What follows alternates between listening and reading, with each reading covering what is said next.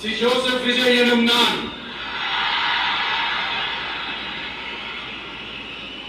தமிழ்நாட்டு அரசின் முதலமைச்சர் என்ற முறையில் எனது கவனத்திற்குள்ளாவதும் தெரிய வருவதுமான எந்த பொருளையும் முதலமைச்சரின் கடமைகளை உரியவாறு நிறைவேற்ற தேவையான அளவுக்கன்றி ஒருவரிடமோ பலரிடமோ நேர்முகமாகவோ மறைமுகமாகவோ அறிவிக்கவோ வெளிப்படுத்தவோ மாட்டேன் என்று ஆண்டவன் மீது ஆணையிட்டு உறுதிமொழிகிறேன்.